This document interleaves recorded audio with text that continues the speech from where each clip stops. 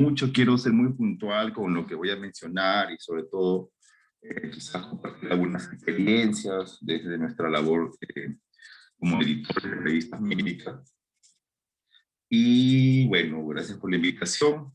Estos son temas importantes que siempre se deben actualizar, tomar en cuenta, ¿no? Hay que incidir siempre con estos temas de ética en investigación y en publicación científica, ¿no?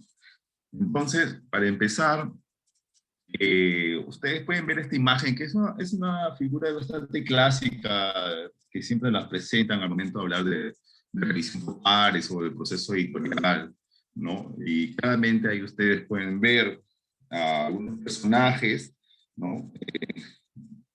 Aparentemente científicos, médicos, ¿no? Y bueno, por lo que vemos son ya mayores, ¿no? Sin cabello, gordos, pero pueden ser ustedes también, ¿no? No es necesario que sean muy mayores para estar en esta imagen. Tranquilamente ustedes o yo estamos ahí.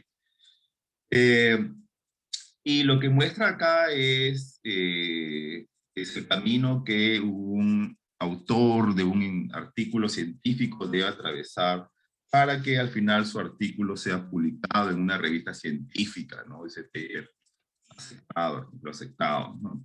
Que es lo que todos los autores deseamos cuando enviamos nuestra propuesta a una revista no científica, ¿no? Pero no es tan fácil, es complicado, como pueden ver ahí, puede ser difícil y sobre todo si uno recién está empezando puede ser un poco frustrante porque te desanimas, te rechazan una, otra vez, varias veces un artículo y ustedes pues se desaniman un poco, lo pueden dejar ahí, pero ya con el tiempo y la experiencia, la perseverancia, no van adquiriendo ya algunas habilidades y van conociendo cómo es este camino, y también van adquiriendo más herramientas en investigación, redacción científica, que les va a ayudar a que puedan publicar sus investigaciones de forma, creo, más rápida. Pero eh, no porque logren publicar rápido, tampoco es que podemos pasar por alto algunos procesos. Es algo que hemos visto en los últimos años con esto de la pandemia, que necesitamos, tanto los investigadores como las revistas científicas, necesitamos publicar rápidamente investigaciones sobre COVID-19, o sea, generar evidencias científicas para la toma de decisiones, ¿no? Entonces hay una gran presión por parte de los investigadores por publicar rápido sus investigaciones que van a generar evidencia, ¿no? Para tomar decisiones, para mostrar problemas, ¿no? Alternativas de solución, propuestas, todo lo que ustedes se puedan imaginar que puede contribuir a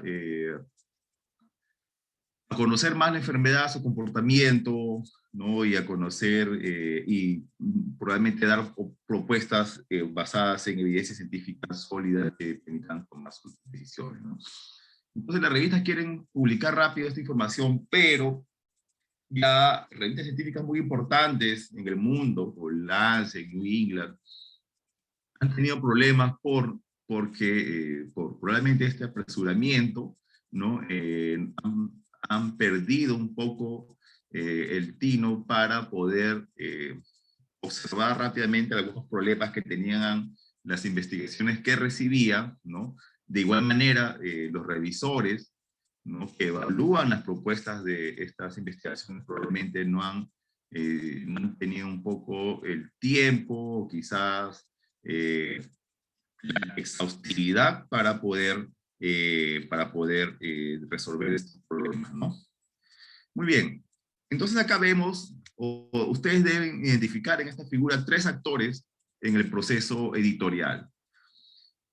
Uno de ellos son los autores, ¿no? Dentro de estos tres actores, ¿no? O personas que representan funciones en este proceso editorial, el principal, o quizás uno de ellos, ¿no? Es el autor o el investigador, el que está llevando, pues, ¿no? El que está llevando su trabajo, ¿no? Que quiere publicar en una revista. Él es el autor, es uno de los actores, ¿no? El otro es el editor. Pongámonos acá yo, ¿no? Es el editor o editores de revistas científicas. Luego están los revisores, ¿no? Entonces son tres actores los que tienen que tener un rol, desempeñar un rol, ¿no? Van a tener de cierta manera una comunicación, ¿no? En especial el autor con el editor son los que tienen la principal comunicación, pero los revisores de los manuscritos que llegan a las revistas también son parte importante de este proceso editorial. Y en las tres partes, en estos tres autores, en estos tres actores pueden haber problemas éticos, ¿no? Es lo que vamos a tratar el día de hoy. Ahora, cuando hablamos de faltas éticas, imagino también ya lo han conversado antes, ¿no? Y es un tema bastante importante, no solo hablar de comportamientos éticos, sino también de una integridad. El hecho de que tú hagas investigación y hagas las cosas correctas, sin la necesidad de que te estén presionando, te estén observando, para que tú las puedas hacer de la forma aceptada, correcta, ética, es lo que define la integridad en el quehacer científico. Los editores de revistas científicas se basan en un principio de buena fe, aceptando que todo lo que nos llega, muchas veces, ¿no? Las propuestas, son realizadas sin faltas éticas, ¿no? Como el plagio y otras más. Entonces, nosotros partimos de un proceso de buena fe y también los autores, claro están, también tienen confianza en la revista a la cual están enviando su trabajo para que esta revista pueda evaluar con la mayor equidad, ¿no? Con la mayor justicia posible su trabajo. Entonces, debemos partir por un principio de integridad del quehacer científico, donde los editores de revistas científicas también tienen un rol importante. Y muchos de los editores de revistas científicas son también investigadores, o hacen investigación y están involucrados en equipos de investigación. Es importante. Un editor que no hace investigación y no está inmerso también en la comunidad académica, científica, pues probablemente no tenga muchas herramientas juiciosas para poder evaluar de manera crítica, ¿no? Y conocer el ambiente académico, científico, que les permita pues perfeccionar y hacer mejor su labor, ¿no? Es importante. Es importante esto, ¿no? Entonces, y esto último, ¿no? Que cualquier falta de ética invalida el proceso de investigación y desacreditar al investigador, ¿no? Entonces, empezando por una investigación que tuvo un mal inicio, ¿no? Probablemente una investigación que no cumplió pues con los principios éticos fundamentales, sobre todo investigación en humanos, ¿no? Que no tuvo la rigurosidad al momento de la recolección de datos, en los análisis, ¿no? En la selección o la incorporación, decisión de quiénes van a ser los autores. Una investigación que empieza mal probablemente también va a terminar mal, ¿no? Entonces, mal en el sentido de que va a involucrar más adelante, pues que probablemente exista una desacreditación a los investigadores y también la reputación de la revista donde se publica puede estar mermada, también va a estar de todas maneras, va a estar, así decirlo, salpicada si es que se publica una investigación con faltas éticas, ¿no? O con información de dudosa procedencia. Entonces los editores tienen una labor bastante importante al momento de evaluar investigaciones que nos llegan y no estamos exentos pues, de presiones políticas, ¿no? De presiones laborales, amicales, ¿no? Al momento de poder decidir sobre un manuscrito, ¿no? Es mejor que esta decisión recaiga en un grupo de personas más que en una sola, ¿no? Si fuera una sola persona la que tiene que tomar una decisión sobre un artículo, pues esta persona pues debería ser bastante juiciosa para poder hacerlo. No hay revistas que lo hacen, no hay revistas que toda la decisión sobre un manuscrito que llega recae solo en ella. Hay otras revistas que tienen comités de expertos, ¿no? Que se reúnen periódicamente para tomar decisión sobre un artículo, ¿no? Es el caso de nuestra revista, del INS, ¿no? Cuya decisión sobre un artículo no recae solo en el editor, sino en un comité, un grupo de expertos, y el editor es el que va guiando el proceso de evaluación de este artículo que llega, ¿no? Entonces, como le menciono, los editores confiamos en la buena fe de los autores, ¿no? Debe haber una honestidad en la propuesta, desarrollo y comunicación de la investigación, siguiendo ahí, hablando de integridad científica, precisión en la representación escrita, transparencia en los conflictos de intereses que puedan tener cualquiera de los autores. Los conflictos de interés o intereses están presentes tanto en los investigadores como en los editores, como en los revisores. Vamos a hablar más adelante de esto, ¿no? Entonces, en cada uno de estos actores, ya los mencioné, son tres, ustedes rápidamente los han identificado, ¿no? En todos ellos pueden existir conductas no adecuadas, ¿no? Que afecten la integridad y la ética de este proceso de publicación. Entonces, vamos a partir primero de qué posibles faltas éticas podrían existir por parte de los autores, ¿no? O conductas no adecuadas, probablemente para no ser tan, probablemente, para no decir que realmente una persona comete una falta ética hasta que se demuestre lo contrario, ¿no? O que ha incurrido una falta ética, vamos a hablar de conductas no adecuadas, ¿no? Entonces, estas pueden existir por parte de los autores, ¿no? Estas son algunas de las propuestas que he podido recoger, pueden existir algunas más, pero estas son las principales.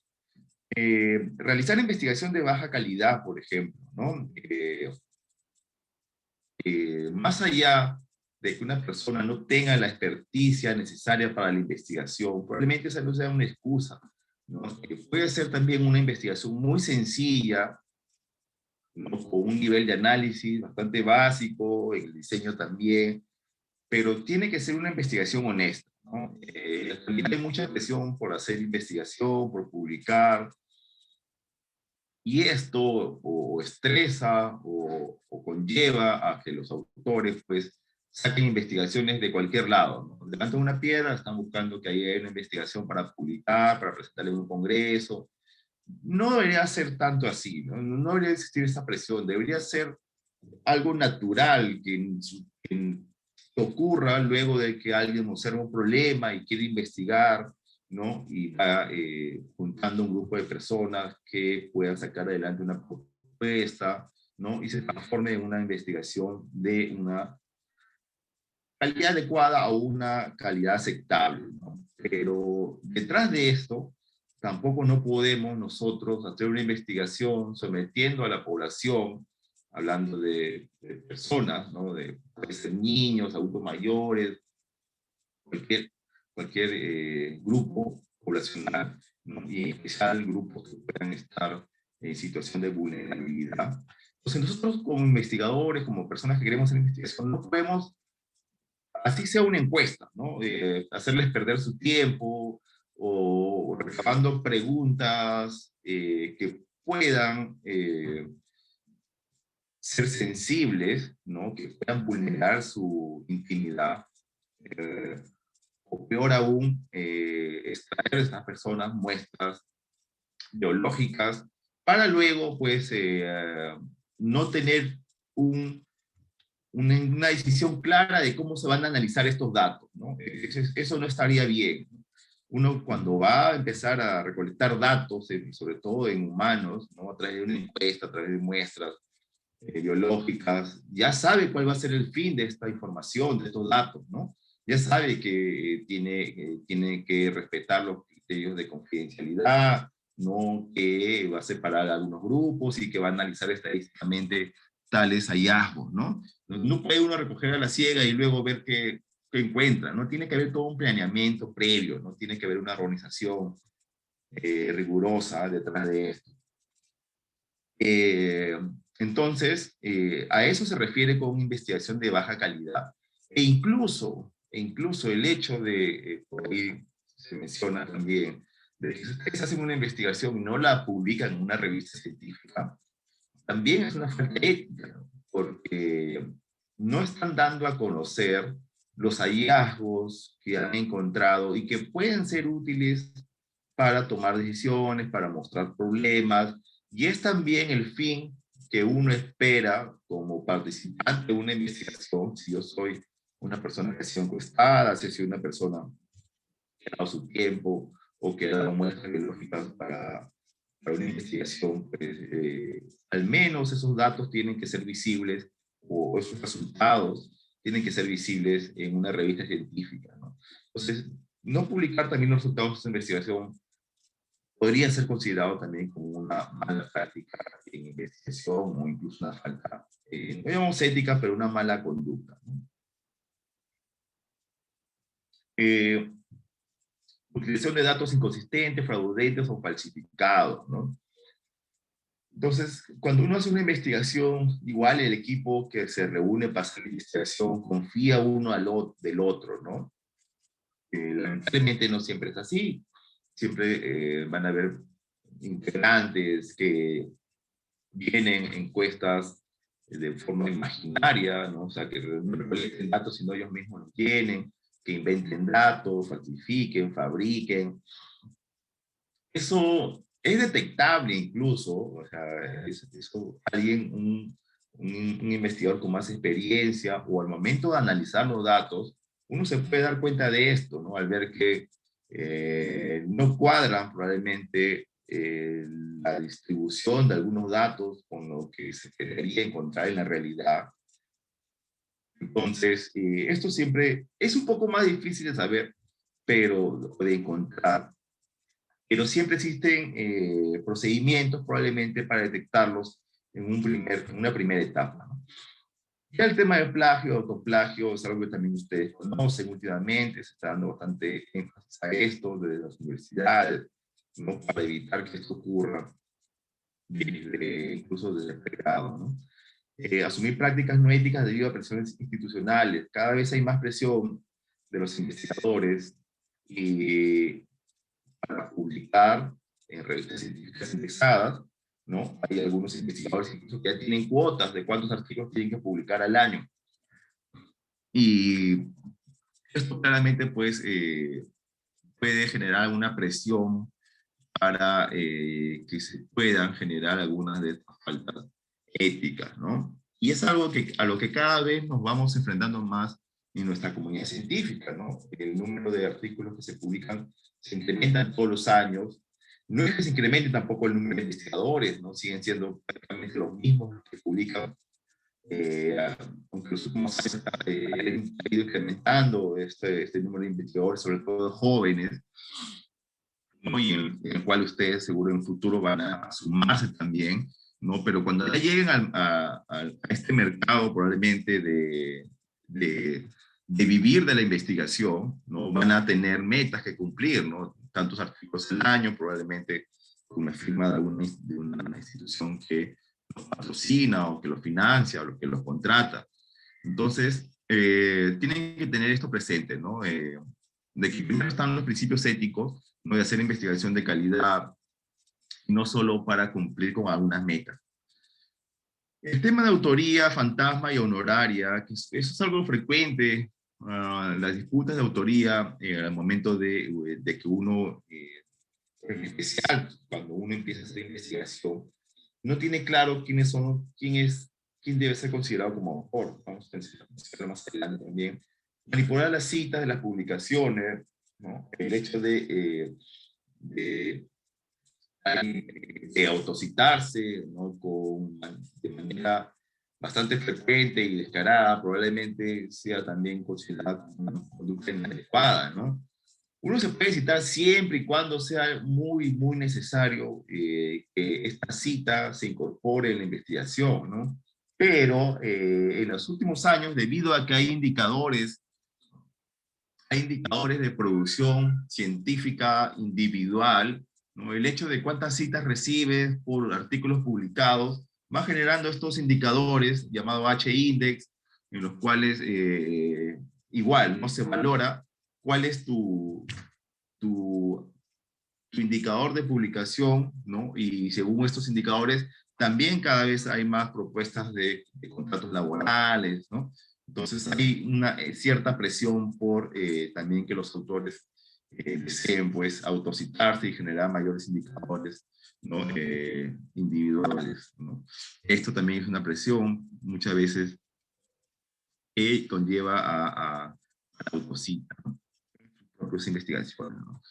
No es tan frecuente cuando ya existe una, o mejor dicho, puede ser aceptable cuando existe probablemente un grupo que esté trabajando en una línea de investigación, ¿no? Y sea necesario mencionar lo que previamente se ha relacionado, ¿no? O, lo otro es no declarar conflictos de interés, ¿no? De los autores, en el sentido de que pueda mostrar al lector y al editor también cómo la incorporación de esta persona, de esta autora a la investigación podría o no haber afectado los resultados, ¿no?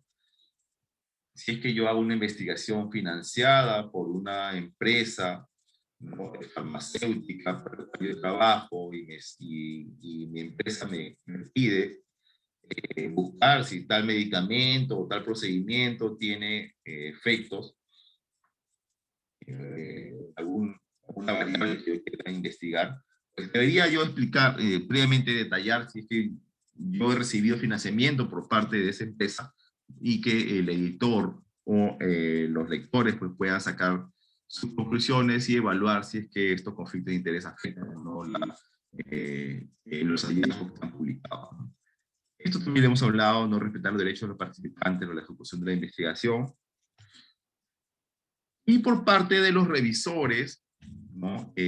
También pueden haber conductas no adecuadas, ¿no? Que puedan afectar este sistema de proceso editorial, ¿no? Los editores, ¿no? Son los que en la mayoría de los casos buscan a los revisores que les van a evaluar el manuscrito que ha llegado a la revista, ¿no? Hay nuevas propuestas de revistas donde esto lo conocemos nosotros como doble ciego, ¿no? Hay otras propuestas de revistas donde este sistema eh, de cegar a los autores y revisores no se cumple, ¿no? Son nuevas propuestas de evaluación de los manuscritos que llegan a las revistas. Entonces, nosotros en la revista del INS, por ejemplo, cuando nos llega un artículo, buscamos un revisor que pueda evaluar este artículo en base a la experticia que tenga el revisor en el tema de la investigación que se está presentando, ¿no? Y que haya demostrado a través de publicaciones científicas. Entonces buscamos revisores, tratamos de que, mejor, y lo hacemos de esa manera, de que la investigación sea evaluada por una persona que sea ajena a la institución a la cual pertenece ese grupo de investigación, y en la mayoría de los casos buscamos que sean revisores de fuera o del extranjero, ¿no?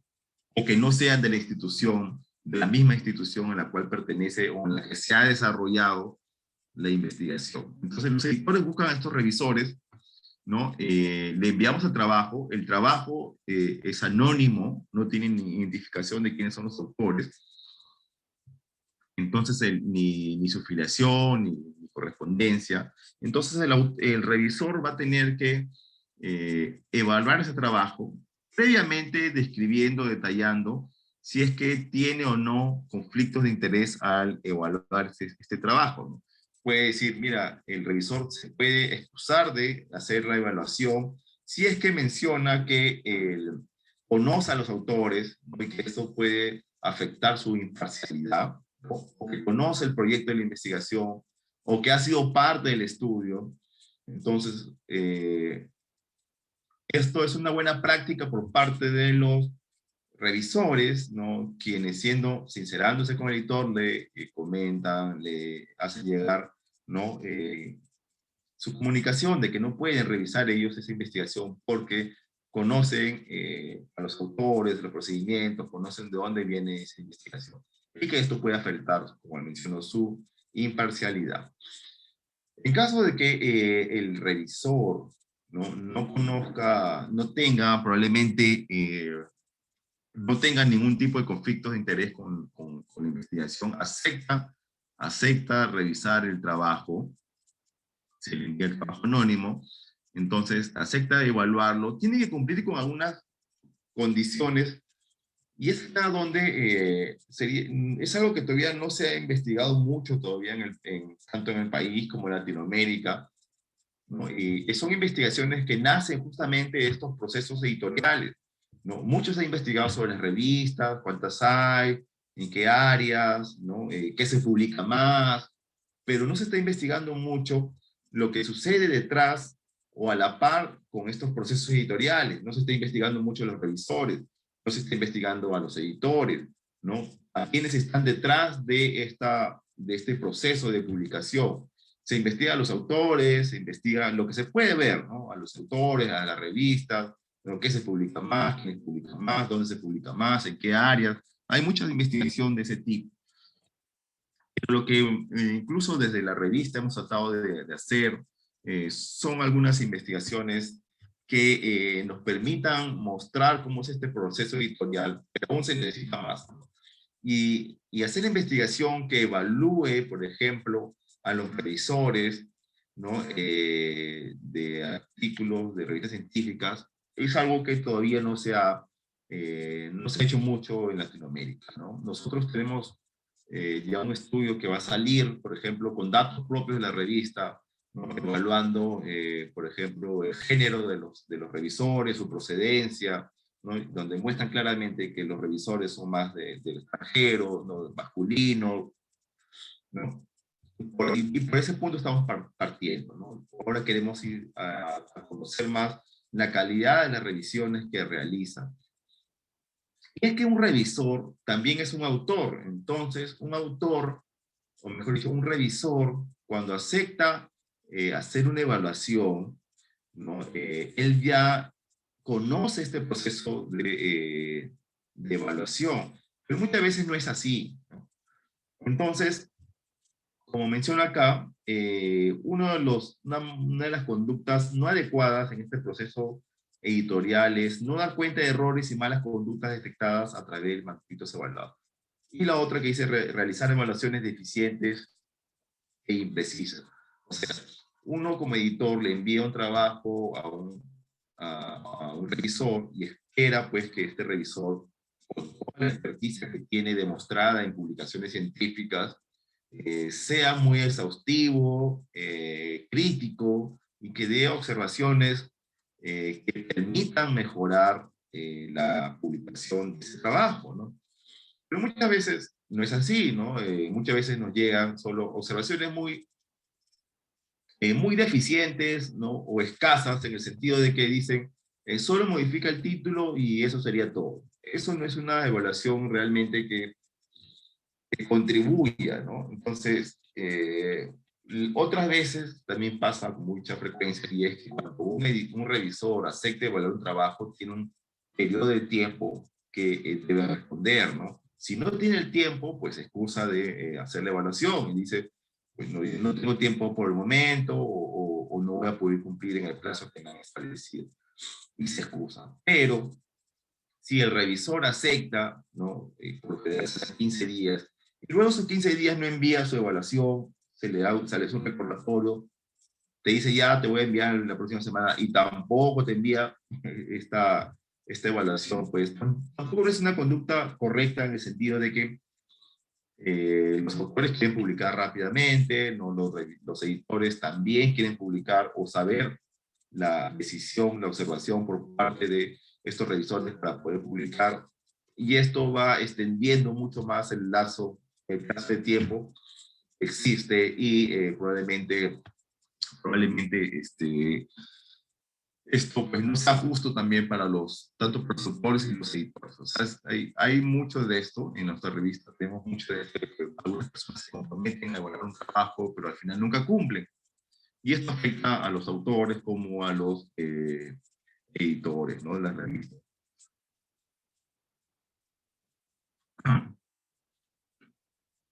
Pero lo que aún más nos incomoda también es que hagan revisiones bastante deficientes, ¿no? O que no, o siendo investigadores incluso ya con experiencia, ¿no? Sus observaciones no sean ordenadas, porque hay un esquema, hay procesos de cómo hacer esta respuesta a las evaluaciones, ¿no? Pero al parecer no es de mucho conocimiento por parte de muchos investigadores, y probablemente acá también en la revista, por ejemplo, nosotros tengamos que hacer capacitaciones a los revisores para orientarlos a qué es lo que nosotros esperamos de sus evaluaciones, ¿no? Ya otras revistas lo hacen, pero creo que hay que empezar a trabajar más eso acá en el país, y nuestra revista siempre ha sido una de las que han tomado iniciativas en el momento de mejorar los procesos de publicación. Esto es importante, el hecho de no respetar el carácter confidencial de la evaluación.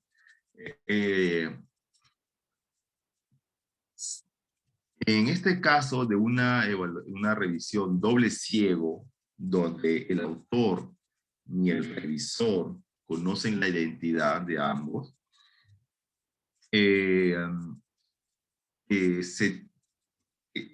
revisor, bueno, y se lo comunica también el editor de parte de la invitación que le hace para revisar un artículo. El revisor debe guardar confidencialidad sobre los datos que se le están mostrando, en el sentido de que no puede serlos públicos, no puede compartirlos, por ejemplo, no puede compartir la investigación a otro, a un colega, diciéndole, oye, mira, están investigando lo mismo que tú, ya me llegó un artículo que me quiero revisar, o compartirlo en sus redes sociales, ¿no? Hace un tiempo vi que un colega puso en su Facebook, me han invitado a revisar un artículo de una revista, estoy muy contento, ¿no? Y ponía ahí la foto de la explicación, y salía el título del trabajo, ¿no? Entonces le dijeron, oye, mira, eso no se puede, porque uno cuando acepta hacer una revisión tienes que guardar la confidencialidad de que tú vas a ser revisor de este artículo, y de qué trata la investigación. Ah, disculpa, tuvo que borrarlo, ¿no?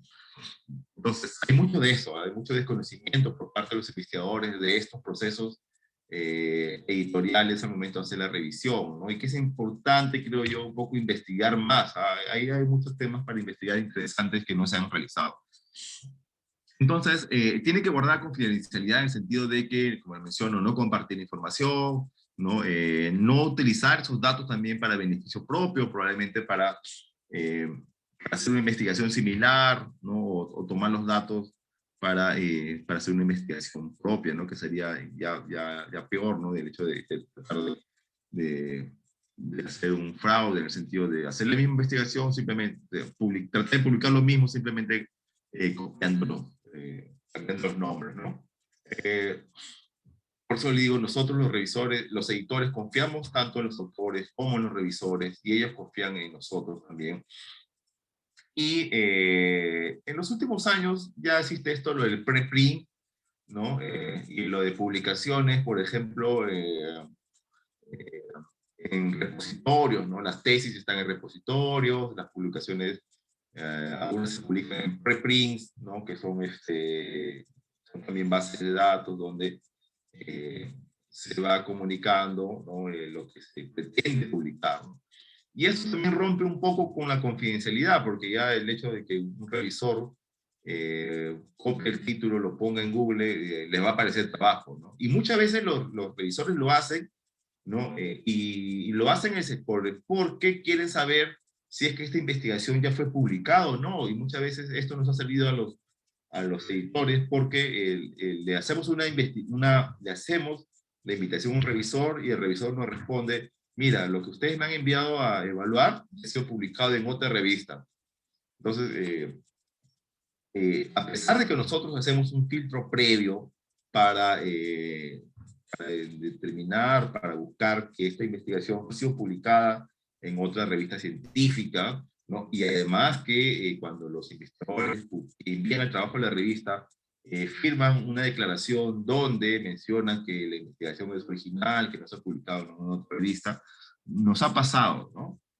Nos ha pasado, y los revisores nos han dado esta alerta, ¿no? Nos han dicho, mira, la investigación ya está publicada en otra revista, te mando el link, esto ya posibilita continuar con mi revisión, yo recomiendo no aceptar, ¿no? Y igual, ¿no?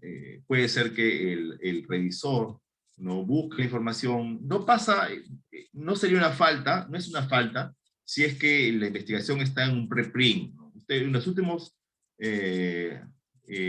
años, sobre todo con la pandemia, el uso de preprints se ha extendido mucho más. Ustedes pueden ver muchas comunicaciones que se hacen a través de redes sociales, donde se van adelantando las publicaciones de algunos autores. Eh, entonces, un revisor podría encontrar de quién es el trabajo, y si lo encuentra y ve que no tiene ningún tipo de conflicto de interés con los autores, probablemente continúe con o con su autor, que esté en el preprint o que esté en el repositorio de una tesis, y se dé cuenta que no tiene ningún tipo de conflicto de interés con los autores o el grupo de investigación, continúe con su evaluación, ¿no? Pero se puede romper, como lo menciono, este anonimato, eh, si es que se hace una búsqueda probablemente en Internet. Entonces, no respetar el carácter confidencial de evaluación, sentido de compartir los datos anónimos a otra persona, puede ser tal vez una conducta no adecuada. Así como no declarar los conflictos de intereses que justifiquen la exclusión como evaluador, como ya lo hemos mencionado. Y por parte de los editores, que también deben tener conductas éticas, íntegras, al momento de evaluar las investigaciones, hay también varios aspectos que hay que tener en cuenta, ¿no? Uh, uno de ellos, creo que no se menciona claramente acá, pero quiero mencionarlo, es, por ejemplo, cuando un editor envía un trabajo a su propia revista. ¿Qué pasa si yo soy editor a una investigación y lo envío a mi propia revista? Entonces, aquí pueden haber dos cosas, ¿no? Una, que pueda existir una falta de claridad, o mejor dicho, una presión por parte de los otros editores por publicar ese trabajo, o puede existir una evaluación menos rigurosa. Entonces, lo que se busca acá es ser lo más imparcial posible. Un editor puede publicar su trabajo en la revista, sí, ¿no? Pero yo mismo no voy a ser el mismo editor que es autor, no va a ser la persona que va a buscar los revisores, ¿no? Ni que va a seguir todo el proceso editorial de su investigación. Lo hace otro editor. Otra persona tiene que hacerlo. Nosotros cuando tenemos este tipo de casos en la revista, si yo soy autor y la investigación tiene que ser evaluada en estas reuniones del comité editor, pues yo tengo que excluirme, ¿no? Hace tiempo, cuando eran estas reuniones presenciales, yo tenía que salir de la sala, pues, de las reuniones, o sea, bueno, evaluamos trabajos, bueno, me iba a tomar un café y luego regresaba, o me llamaban, sí, ya pasa, ¿no? Y ahí me decían, no ha sido aceptado. Ah, ya no hay problema, ¿no? Lo mando a otra revista. Así varias veces me han rechazado trabajos que yo mando a la revista, ¿no? Y bueno, entonces, eh, algunos también han publicado, ¿no? Pero cuando lo aceptan, si es que me dicen va a ser revisado por pares, ¿no? Otro editor es la persona que se encarga de evaluar el trabajo y buscar los revisores, ¿no? Y que sigan todo el completo proceso, ¿no? Sin ser imparciales, ¿no? Mejor dicho, siendo totalmente, claro, imparciales, ¿no? En el momento de la evaluación. Igual, se habla de una especie de tasa, de un porcentaje de cuántos de los artículos podrían ser aceptados, publicados dentro de una revista con autoría de los miembros del comité editor, ¿no? Se dice que al menos el 30% de los artículos publicados sería un aceptable de autores, parte de los miembros del comité editorial. Hay una evaluación muy interesante que se hizo, se publicó como una carta de editor por un autor externo, ¿no? Que se publicó, si lo pueden buscar por ahí, está esa información. Y bueno, ¿no? Entonces, a partir de esto, nosotros ya como editores, al menos, quien hable, otros editores más, tratamos ya de mandar trabajos a nuestra revista, ¿no? Un poco para no caer en suspicacias de que puedan existir estas conductas no adecuadas, ¿no? Pero ya se ha transparentado esto, en nuestras instrucciones también se comenta, ¿no? Que cuando un editor es autor de un trabajo que se va a enviar a la propia revista, ¿no? El editor no sigue el proceso editorial, ¿no? Lo sigue otra persona y es evaluado con la transparencia, ¿no? Y la facilidad necesaria. Voy a calmar mi... Bien. Entonces, eso es uno de los que quería mencionar, unas partes de conductas no adecuadas por parte de los autores, o que podría generar suspicacia en el proceso editorial. Lo otro es editar revistas sin cumplir los criterios de calidad, ¿no? No es lamentable, ya no pasa mucho, pero es lamentable ver cómo salía una revista, cada universidad quería sacar su revista, tendríamos un montón de revistas en el país, ¿no? Entonces, y así han salido muchas revistas científicas, o que decían llamarse científicas, ¿no? Por cada facultad de medicina, y estas revistas salían un año, y a veces no un año, sino solo un número, y la gente se desanimaba, ¿no? Y ahí terminaba la revista, ¿no? Entonces no es solo sacar una revista por sacar, ¿no? Por querer mostrarla como estandarte de nuestra facultad, ¿no? Hay de todo esto, todo un planeamiento, ¿no? Presupuesto, tiempo, personal dedicado. Y lo que es más importante es que tengan artículos, ¿no? O sea, que una revista para que pueda existir tiene que tener artículos, si no todas las revistas científicas en el país tienen esta materia prima. Nuestra revista sí no sufre de eso. Eh, Tenemos artículos en buen número que nos permiten decidir cuáles son los mejores y aceptarlos para publicar.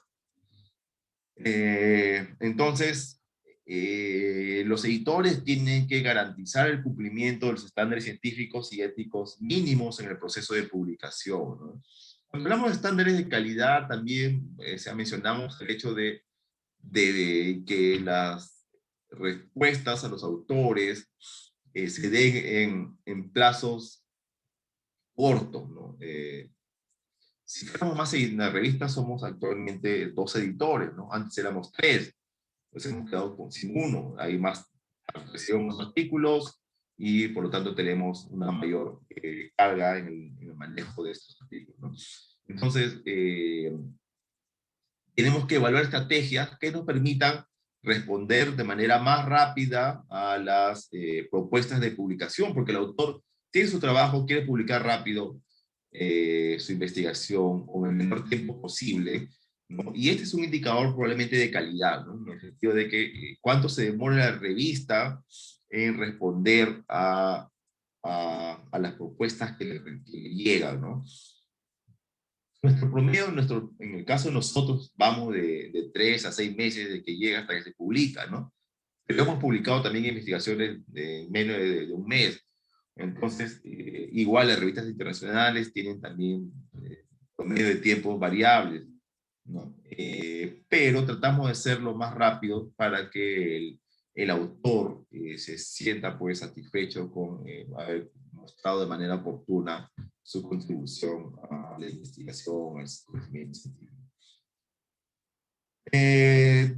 Nosotros también cada cierto tiempo los editores tienen que elaborar o analizar sus instrucciones, analizar sus políticas editoriales, sus estrategias de cómo van a evitar o filtrar las faltas éticas que pueden ser detectables, ¿no? Ya tenemos procedimientos, ¿no? Uno de ellos son claramente nuestras instrucciones, donde se describe claramente o se describe de manera bastante precisa qué es lo que nosotros esperamos de las investigaciones que nos llegan, ¿no? Por ejemplo, investigaciones en humanos tienen que necesariamente pasar por un comité de ética de evaluación, ¿no? Esto no existía hace algunos años, ¿no? Se implantó como parte de una política editorial y es una buena práctica que se ha mantenido hasta ahora, ¿no? Y que hace pues que las revistas pues, mejoren también en la calidad de las investigaciones que publican, ¿no? Eh, Otras prácticas que tenemos nosotros, ¿no? Es por ejemplo el hecho de encontrar plagio. Tenemos un software que nos permite buscar plagio de manera sistemática, ¿no?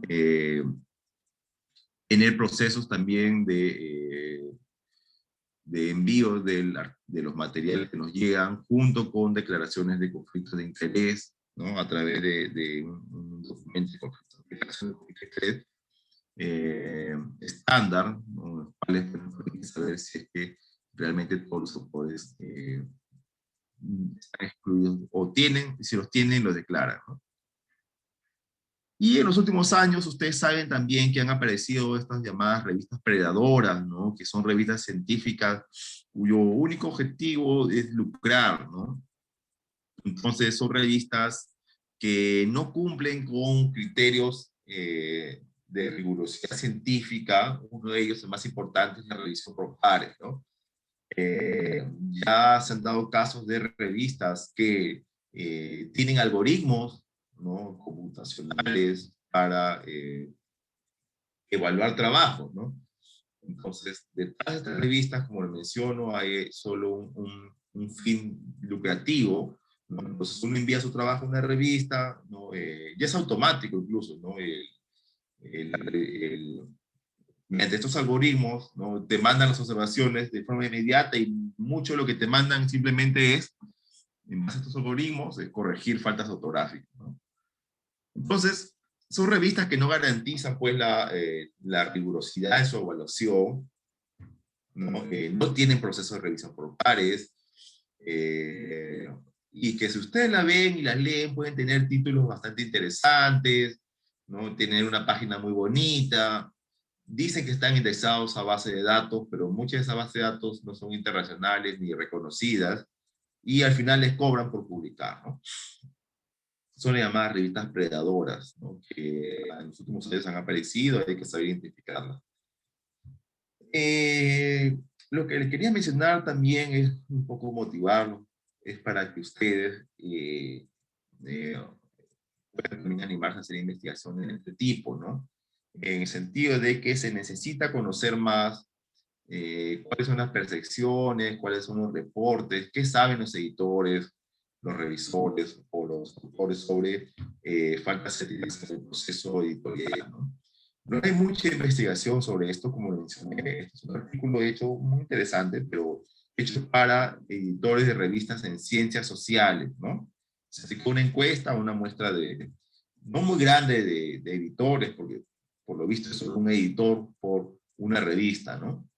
Y le hicieron una pregunta en base a todas estas conductas no aceptables, ¿no? Como excesiva autocitación, manipulación de la citación, publicación duplicada, plagio, autoplagio, ¿no? Publicación salame o fragmentada, ¿no? Que también es muy frecuente a veces encontrar que de una investigación se van publicando resultados de poquito a poquito, ¿no? Entonces, esta llamada publicación segmentada o salami también no es una práctica recomendable, no es una práctica aceptada en publicación, ¿no? El problema de autoría, problema de declaración de conflictos de intereses por parte de los editores, los revisores, ¿no? De los autores. Hay varios, como ustedes pueden ver acá, hay varios tipos de conductas no adecuadas que se pueden transformar en faltas éticas en la publicación científica, que no sabemos cuál es la presencia en revistas latinoamericanas de ciencia de salud. No conocemos a ciencia cierta su extensión, si los editores están preparados o no para reconocerlas, si los autores las reconocen, si los revisores las reconocen. Entonces hay que investigar un poco más sobre esto, ¿no? Ya para terminar, bueno, lo que quería también mostrar era cuáles eran las faltas éticas de publicación más frecuentes, ¿no? Y estas son las tres más frecuentes, ¿no? Ya en el hecho, en la publicación propia del artículo, ¿no? Cuando el artículo ya se publica, ¿cuáles son las faltas éticas en publicación que se detectan con mayor frecuencia, ¿no? Una de ellas son las faltas éticas en autoría, las otras, las propias faltas éticas en la publicación, sea esta que se ha encontrado que es una publicación duplicada o redundante, y el tema del plagio, ¿no? No voy a hablar mucho de autoría, imagino que ya lo han mencionado, ¿no? Hay criterios de designación de quiénes son los autores. El más usado, revistas médicas, es del Comité Internacional de Editores de Revistas Médicas, en los cuales se dicen que son 4 criterios que sí o sí tiene que cumplir el autor para que sea considerado como tal. En los últimos años, y se va extendiendo más, son estos criterios de autoría llamados CREDIT, ¿no? Si los buscan, queda como tarea para que los busquen, estos criterios de autoría de CREDIT, que empezó siendo un reconocimiento para autores en áreas no relacionadas con la salud, sino en áreas de la física, de la biología, las ciencias sociales, y que cada vez ha ido adquiriendo más importancia, relevancia, e incluso ya algunas revistas médicas están optando por estos criterios de autoría CREDIT, ¿no? Les recomiendo a que busquen más sobre esto, CREDIT, C-R-E-D-I-T, y probablemente sea algo que comience a implantarse también más en revistas médicas peruanas. Lo de faltas éticas en autoría, ¿no? Ya saben también, ¿no? ¿Quién es un autor honorario? Una persona que se incorpora como autor sin haber tenido ningún tipo de contribución y que por lo general se incorpora por alguna injerción de tipo de poder, o porque los autores quieren quedar bien con esta persona, quieren hacer la platería, por así decirlo, y lo incorpora como autor porque creen que poniéndoles van a tener un mayor, su trabajo va a tener mayor visibilidad o prestigio, ¿no?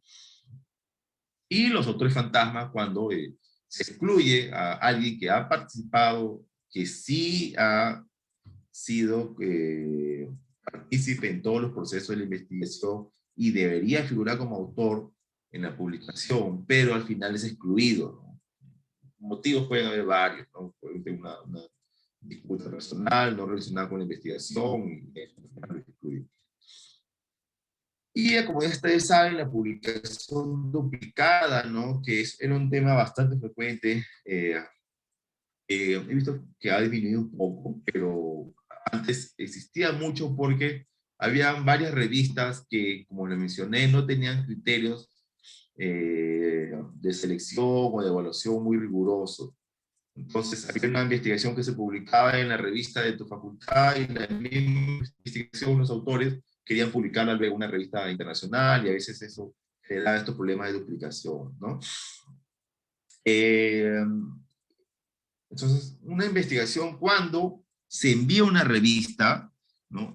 Mejor dicho, cuando se envía un trabajo, una investigación, solo eh, puede ser para esa revista, ¿no? Uno no puede publicar la misma investigación en otra revista a la vez, ¿no? Ni enviar el trabajo a 2 revistas al mismo tiempo para evaluar quién me acepta primero y cuál me publica primero, no. Tengo que esperar que una revista me rechace para yo luego publicarla o enviarla a publicar en otra revista. No puedo yo enviar mi trabajo al mismo tiempo.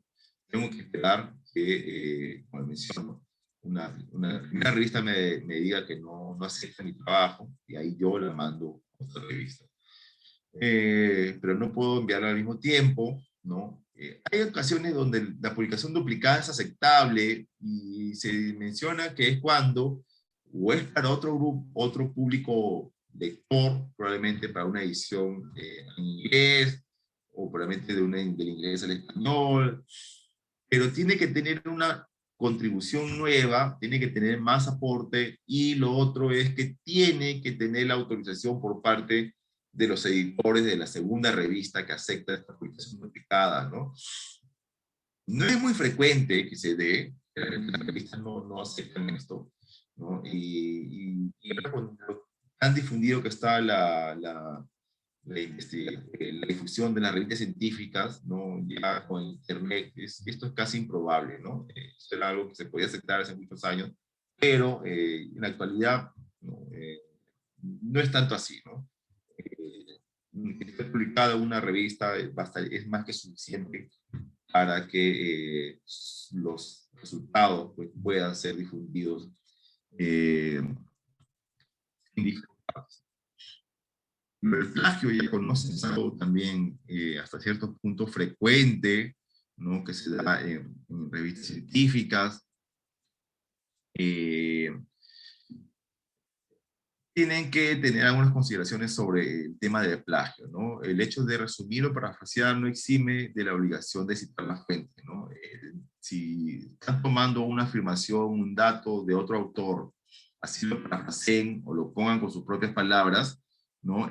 Tienen que necesariamente tener entre paréntesis el llamado a la cita y mencionar al autor que ha generado este dato que ustedes están tomando, ¿no? Estos segundos generalmente para, por ejemplo, los libros, ¿no? Los libros ustedes saben que muchas veces no tienen referencias como los artículos científicos, ¿no? Entre paréntesis un número y al final el llamado a la referencia, ¿no? Sino tienen al final una bibliografía, ¿no? Entonces, si van a reproducir un párrafo sin la cita, ¿no? Se comete plagio aun cuando aparezca en la bibliografía, ¿no? Esto con menciones generalmente para los libros, ¿no? Eh, y de igual manera, ¿no? Si los libros reproducen un texto tal cual de otro autor, por lo general va entre comillas, ¿no? Y es mejor si tiene una nota al pie de página, ¿no? En los artículos científicos no es muy usual, no se usa esta figura de los llamados al pie de página, ¿no? Esto es más para el libro, como lo menciono. Y no es necesario que el plagio esté castigado por la ley, pues, ya en los últimos años hay mayor regulación, sobre todo las universidades empiezan a tener mayor control sobre esto y a tener sanciones, ¿no? En el sentido de que pueden ser expulsados de la universidad si se les encuentra plagio de su centro laboral, si es que se encuentran con plagio. Entonces, depende mucho de las regulaciones que tengan las propias instituciones, ¿no? Para tomar acción sobre estas prácticas. Y la primera recomendación para escribir sin plagio es, bueno, no copiar y pegar, ¿no? Leer bien los artículos a citar. Necesariamente tienes que leer los artículos a citar, ¿no? No solo el resumen, sino también tienes que buscar el artículo, ¿no? Descargarlo, leerlo, interpretarlo y decidir si realmente va a ser útil o no para tu investigación. Y bueno, saber cómo escribir también, ¿no? Conocer cuál es la estructura de un párrafo, ¿no? Y tener herramientas de redacción científica que te permitan escribir sin plagio.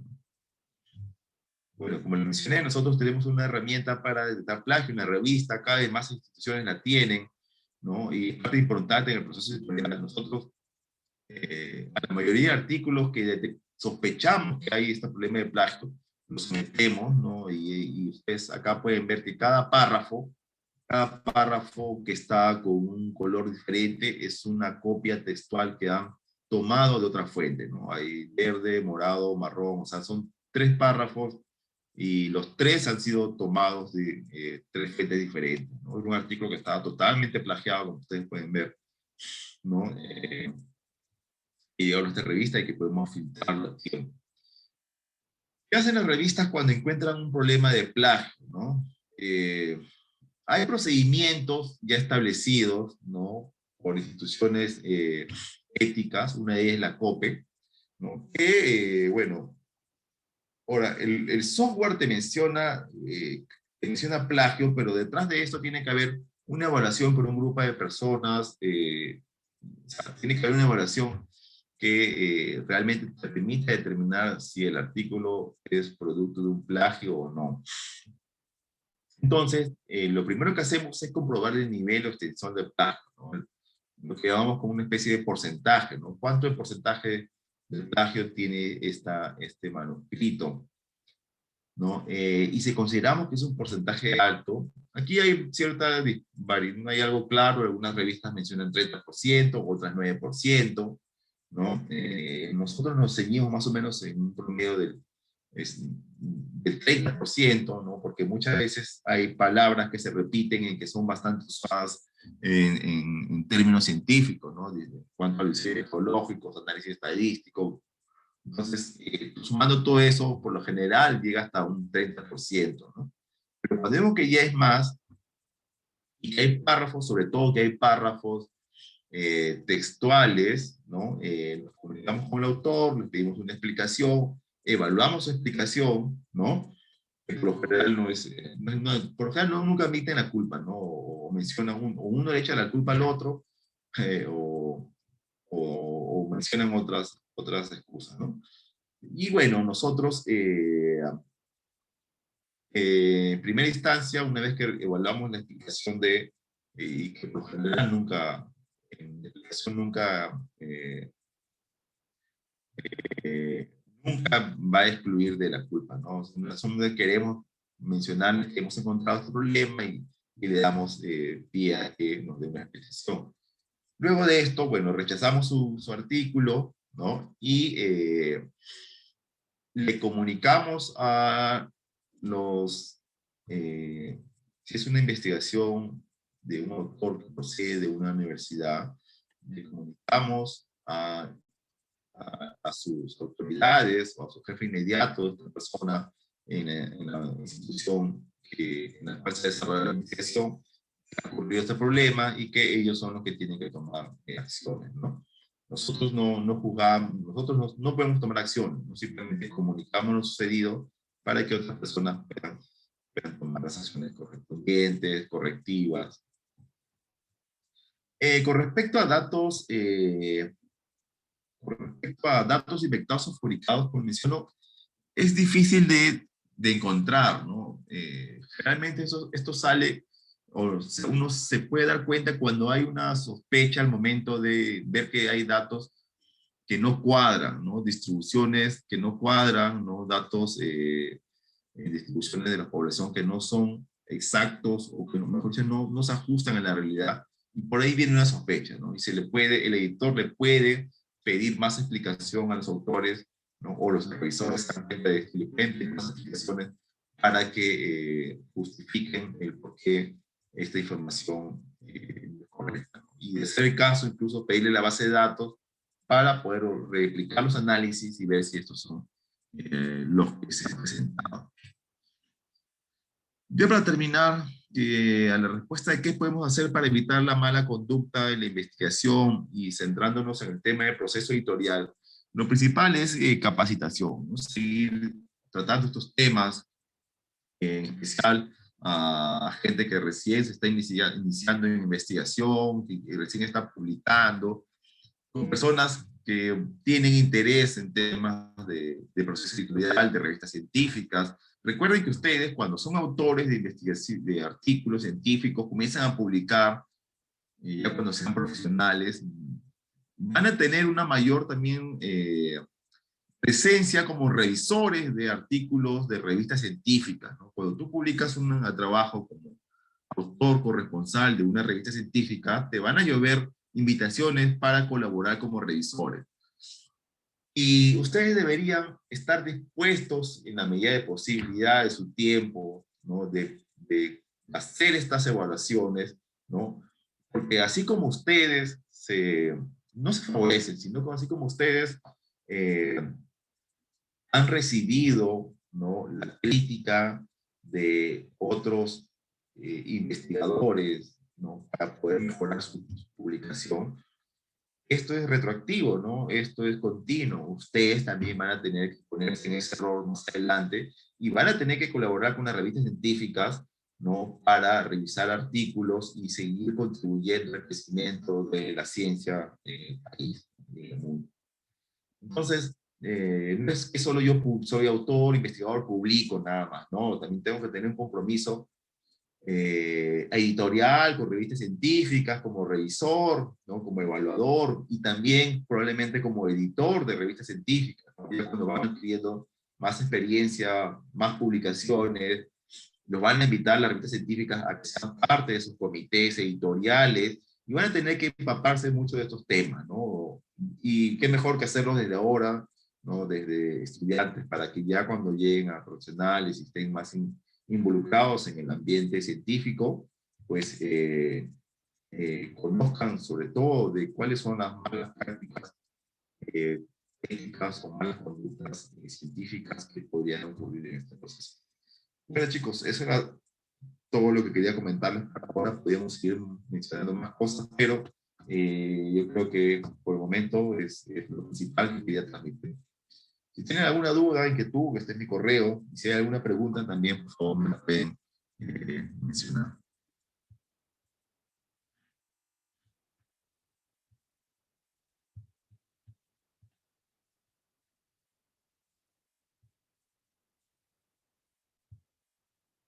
Listo, doctor Arroyo, ¿qué tal? Buenas noches.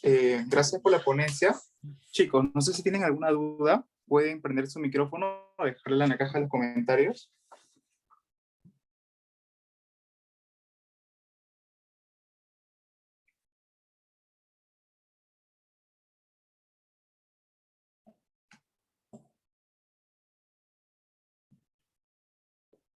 Gracias. Entonces, como yo le menciono, hay que identificar estos tres actores, ¿no?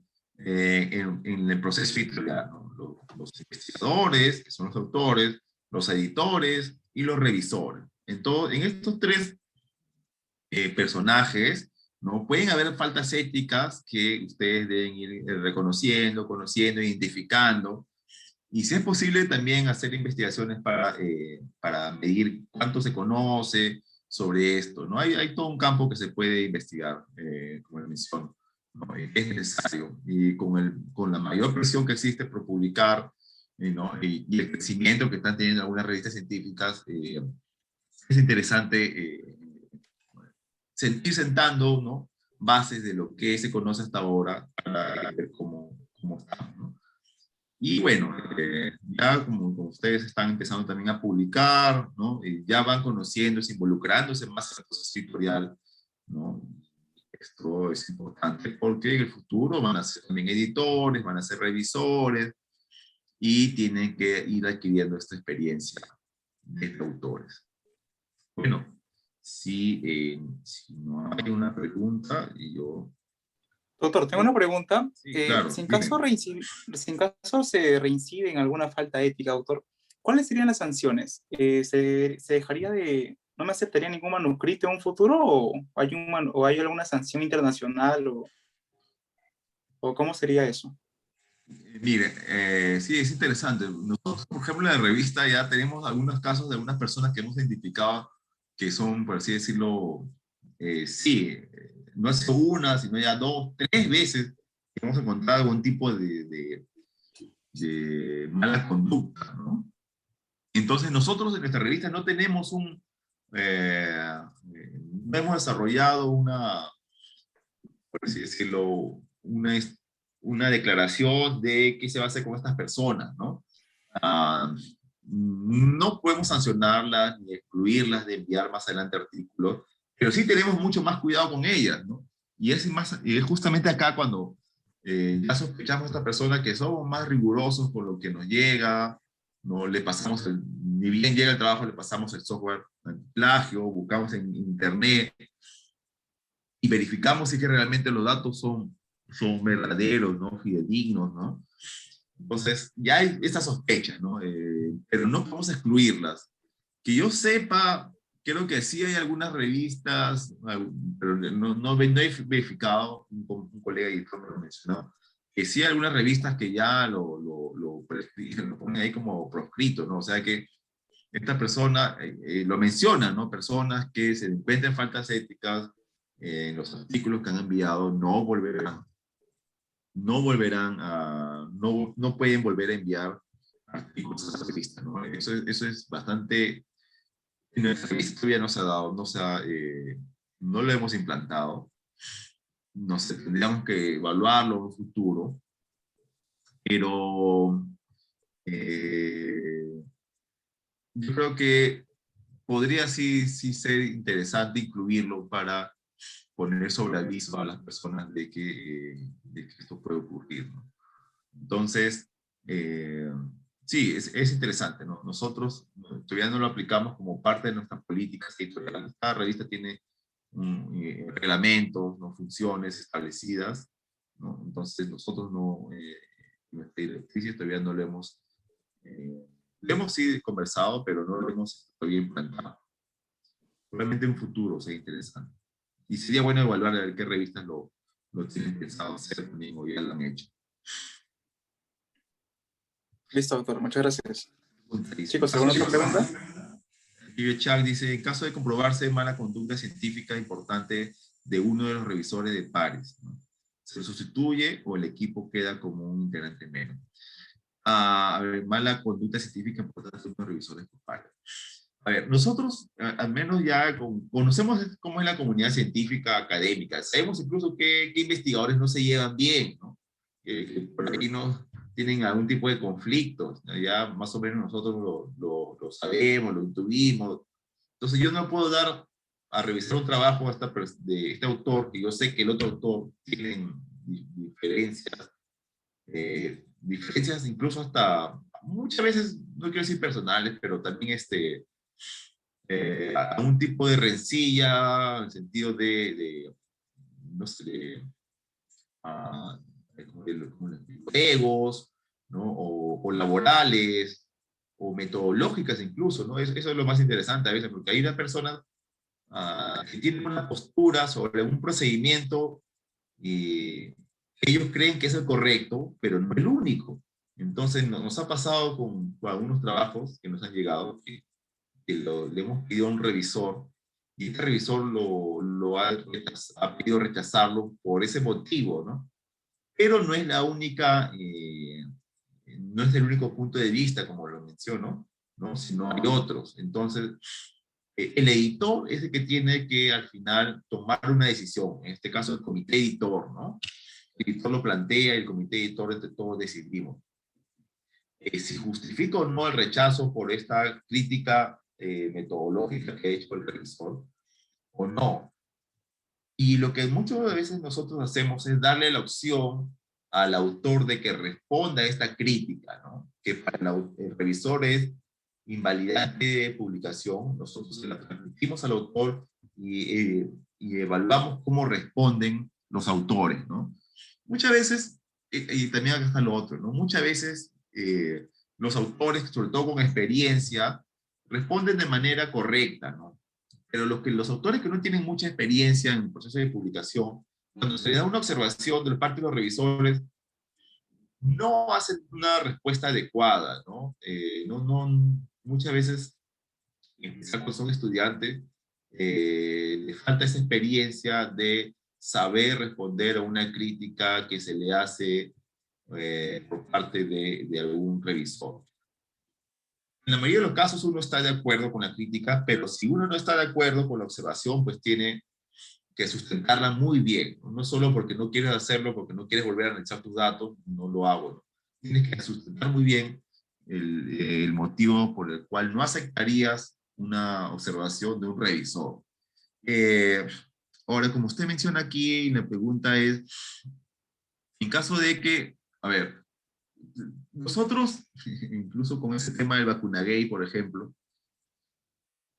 como que ya no queremos incomodar a algunos revisores porque, bueno, sabemos que están muy ocupados primero con muchos problemas probablemente que tengan con estos casos, ¿no? Pero igual ya hay alguna crítica científica que también podría afectar sus evaluaciones, ¿no?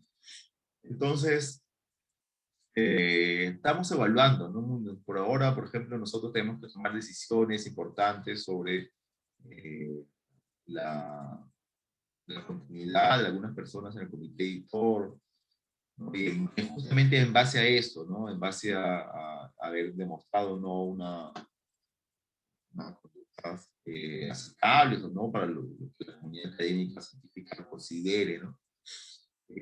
Pero si sabemos que nosotros ciertamente hemos detectado y hemos encontrado, ya los editores hemos encontrado que hay personas que no tienen, por así decirlo, hemos encontrado casos de plagio o hemos encontrado casos de publicación publicada, preferimos buscar a otro revisor, ¿no? Nosotros tenemos que garantizar que esta persona que va a hacer que va a elaborar un trabajo pues, sea idónea para su evaluación, ¿no? Desde el punto de vista técnico, metodológico, así como la otra parte también íntegra, ¿no?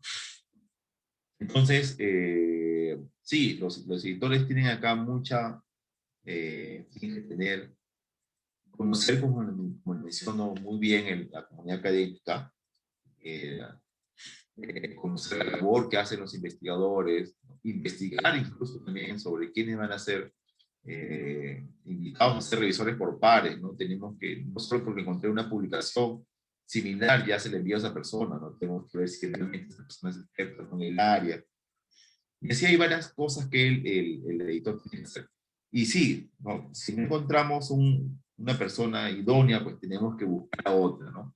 O si la respuesta que nos llega es muy pobre, o sea, la elaboración, eso nos pasa mucho, que nos dicen que, nos mencionan que solo cambia el título, o que corrige las faltas ortográficas, o no hay modificaciones para que se publique tal como está. Así varias veces nos llega. Buscamos autorrevisor, pues, porque no, esa observación es muy pobre, ¿no? Conociendo nosotros como editores que probablemente el trabajo para mejorarse necesite una evaluación más exhaustiva. O sea, tenemos que completar una evaluación que sea mejor elaborada. ¿Puede compartir alguna herramienta para comprobar si se comete parafraseo o plagio una vez que quizás se comete de forma?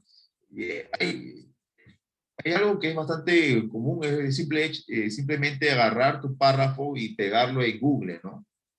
Y si Google te menciona que has tomado oraciones o frases similares a otras, porque dice, quizás quiso decir esto, ¿no? Y te menciona oraciones similares, probablemente estás tomando, copiando y pegando y no has parafraseado, no has utilizado, no has redactado con tus propias palabras, ¿no? Entonces, empiecen con eso, ¿no? Primero de no hacerlo, ¿no? De escribir con tus propias palabras, una vez que tú ya has revisado tus artículos, y ya sabes también cuál es la estructura de un artículo, ¿no? Que en cada sección del artículo, qué párrafos vas a ir incorporando, vas redactando, es algo ya fluido cuando uno tiene un poco de experiencia. Ya no es necesario copiar y pegar, ¿no? Eso no. Primero no deberían empezar por hacer eso, ¿no? Tienen que escribir con sus propias palabras lo que quieren poner en su artículo, y si por ahí tuvieran una duda, ¿no? Lo copian y lo pegan en Google, ¿no? Y ven si es que realmente existen oraciones similares que han sido tomadas de otras fuentes.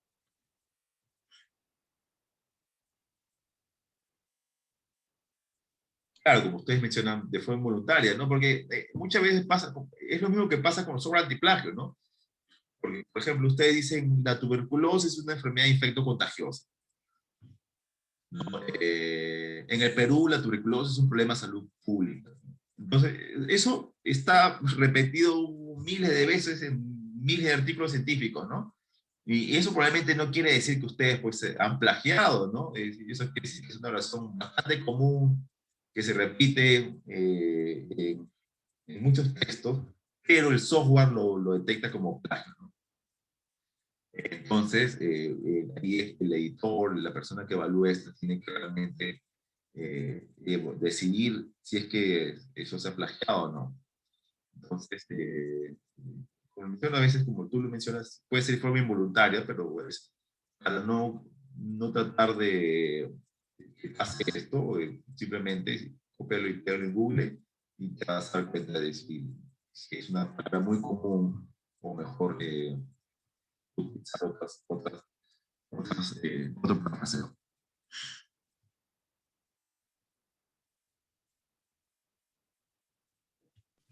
Listo, doctor. Creo que no hay ninguna otra pregunta. Entonces, estaríamos cerrando la sala, nuevamente agradeciéndole por su presencia, eh, por su ponencia, doctor. La verdad que siempre es bueno escucharlo y, bueno, adquirir conocimientos, ¿no? Le agradecemos, doctor. No, nada de que gracias a ustedes. Bueno, pues encantado de colaborar con ustedes. Y bueno, nos vemos pues hasta una próxima oportunidad. Gracias. Listo, doctor. Cuídese. Nos vemos.